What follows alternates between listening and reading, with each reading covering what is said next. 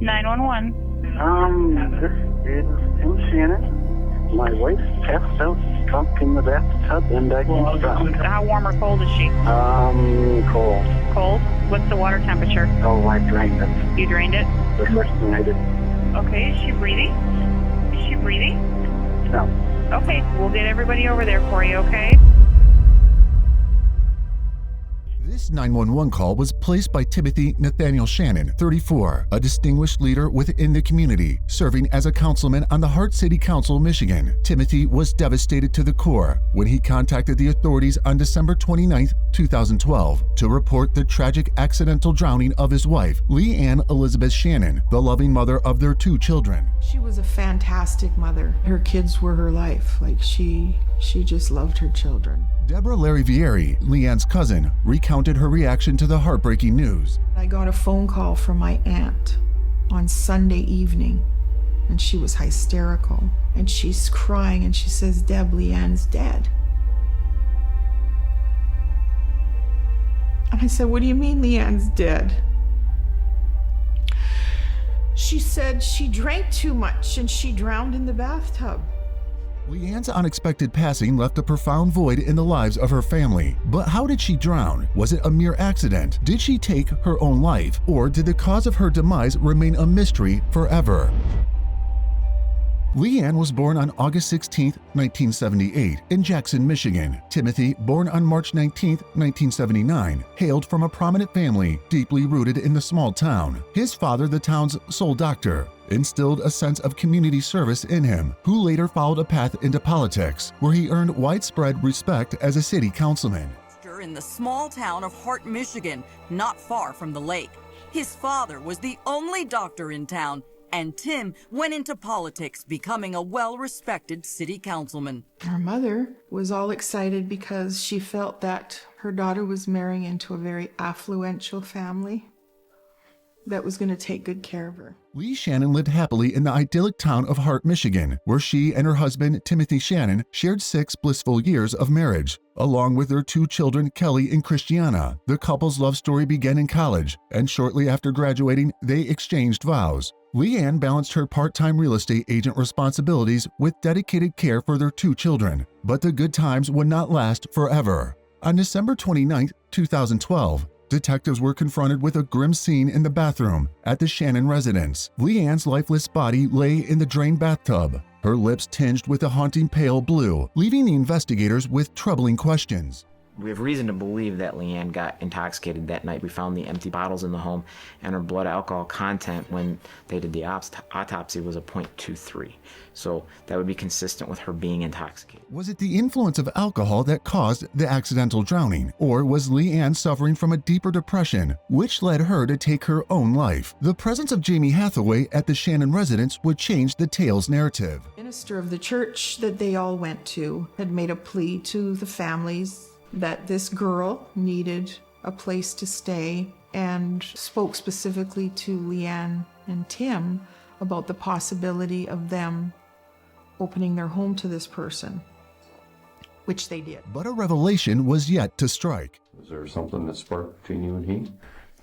Depends on what you mean. Was there an affair between you 2? Yeah. Would you say you and Tim are in love? With Tim? Yeah. All of a sudden, we find out that he's having an affair with this girl. Jamie Hathaway, a 20-year-old woman initially hired by the Shannon family, ultimately resulted in catalyzing the couple's marital dissolution. Initially, Leanne cherished Jamie as if she were her own daughter, providing her shelter and care. Little did she realize that the person she welcomed into her home, someone she was considering adopting, would ultimately influence Timothy, supplanting her. The sudden discovery of an affair between Timothy and Jamie raised questions for the detectives. Could this clandestine relationship serve as a motive for murder? Really no feasible way for a 280-pound person in a small 5-foot tub with an inclined back that their head could even get below the water line. How often does a person, an adult, drown in a bathtub?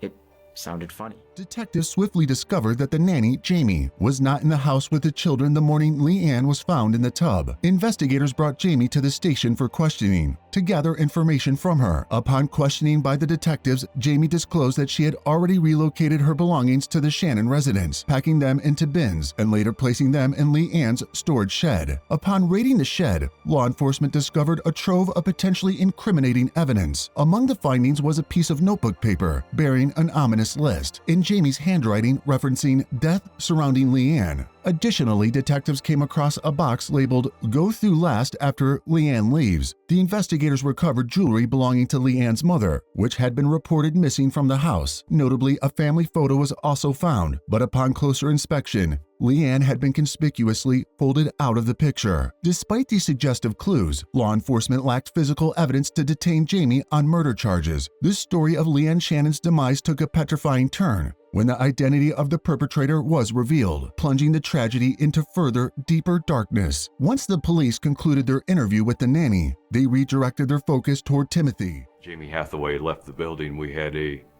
unit available, and we informed that patrol officer that we wanted him to follow her to see where she goes, because we needed to get to the Shannon residence. Knocked upon the main door of the residence, could see Mr. Shannon inside, and asked him to come down. And he did so voluntarily. Cops swiftly transformed suspicion into a cascade of stunning omissions. Intend for her to die. We were intending on moving her up to her mother's. We went to get her out of the tub, and she was staying there, staying drunk. Yeah, started hitting me, so I just sit on her. After minutes of increasingly intense police interrogation, Timothy appeared to begin yielding under pressure. So she's drunk, she's in the tub. She's drunk, and she's flat on her back. Trying to get her up, get her moving. She pulled me in. So you're on top of her, and then what? You had to tell us, Tim. The detective's attention sharpened, hanging on his every word as they encouraged him to continue speaking. Remained on top of her. I refocus, I get up, and she's out, not breathing. I don't know, because I was out for a minute. He then states that he was holding her under the water. He then states that the only thing he can recall is that Leanne began floating in the bathtub. When you come to? When I refocus, she's not breathing. He regained his focus, is the term that he used. He realized what he had done. But by the time you stopped, she was already deceased. She remained under the water. She floated up, but no breathing. Timothy Shannon, a prominent figure in the community as a Hart City councilman, broke the facade of marital harmony when he admitted to holding his wife underwater until her life ebbed away. He admitted to submerging her for approximately 3 minutes. A confession sent shockwaves through the tight-knit community, exposing the darkness that lurked beneath the surface of their seemingly idyllic life. Lieutenant Craig Mast shared his insights into the case. It was a crime of passion. You know, it certainly appears to be a crime of passion. It seems like the marriage may have been deteriorating, and tempers got the best of them and made some decisions that are obviously going to, one party is going to live to regret and the other didn't. The details of Leanne's final moments portrayed a harrowing picture of her desperate struggle for breath, her husband's hands holding her beneath the water's surface, igniting the unimaginable horrors she faced. As the puzzle pieces aligned, a troubling scheme of premeditation surfaced. Timothy Shannon's choice to confront his wife on the morning of December 29th laid the groundwork for a fatal altercation. So was the plan then that day that after Leanne moved out, was gone out of the house, you were coming to stay? Hathaway explained that she arrived at the house on the morning of December 20th to collect the Shannon's young daughter. She intended to ensure the little girl wouldn't be present when Leanne Shannon was moving out, in anticipation of any potential conflict. The timing of Leanne's death coinciding with Hathaway's return to the household and Leanne's planned departure suggested a calculated plan by Timothy to get rid of his wife and pave the way for a new chapter with his mistress. Timothy was arrested and detained without bail, facing a charge of murder. Despite Timothy Shannon's attempts to mask his heinous crime as a tragic accident, the truth could not be silenced. The echoes of Leanne's voice resonated in the hearts of those who loved her, demanding justice for a life cut short at the hands of the ones sworn to protect her. The prosecution argued vehemently for Timothy Shannon to be held accountable for his actions and the cold-hearted nature of his confession. Timothy entered a plea of no contest, thereby accepting the conviction but at the same time avoiding a factual admission of being guilty to the second-degree murder and the bathtub drowning of Leanne Elizabeth Shannon. Judge Terrence R. Thomas read the verdict on Monday, June 3, 2013, handing down a sentence ranging from 13.5 to 75 years, leaving the decision of Timothy Shannon's release from prison at the discretion of the Corrections Department. What happens in jail is not kindly, and that's the worst fate that I wished for him. That someone would take him as a bride and really teach him what life's about. The suffocating truth of Leanne Shannon's murder served as a stark reminder of the fragility of life and the insidious nature of domestic violence. What began as a story of love morphed into a tale of betrayal and cruelty, leaving an indelible mark on the fabric of a small town. Timothy's parents have been caring for Timothy and Leanne's children. Timothy found himself with ample time for introspection, reflecting on his choices, a path that ultimately fractured the family unit, leaving his children without the presence of both a mother and a father.